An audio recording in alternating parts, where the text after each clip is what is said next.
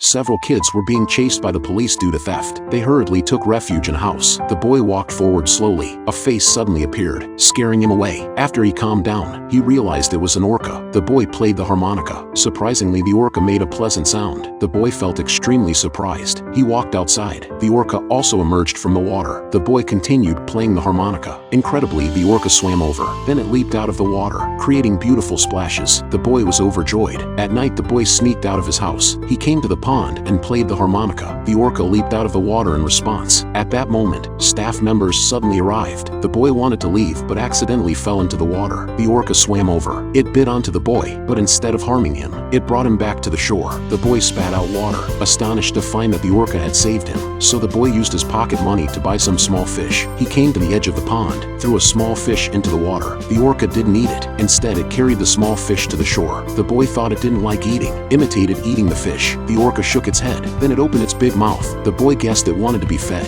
The orca nodded. The boy carefully threw the fish into its mouth. The orca joyfully sprayed water. The boy courageously approached, slowly extended his hand. The orca didn't resist. They formed a deep friendship. The owner wanted to sell the orca. It struggled in the fishing net, revealing eyes full of despair. The boy couldn't bear it, secretly untied the fishing net, and the orca successfully escaped. The orca followed behind the boy. It slowly turned around, waved to the boy. The boy extended his other hand. The orca cleverly imitated his movements. The boy rotated his body, and the orca followed suit. The scene amazed the staff. The boy stuck out his tongue, and the orca playfully imitated. The two companions played joyfully. However, when the staff tried to feed them, the orca slapped the water, then left. The staff tried to let the boy train the orca. With courage, the boy made the first attempt. The orca touched the stick with its nose, and the boy rewarded it with a fish. The orca gracefully spun in a circle. While the boy worked, the orca indicated it wanted to play. The boy gently massaged its nose, and they happily played hide and seek. The boy held up a fish, and the orca leaped, savoring the delicious food. The boy made a toy for the orca,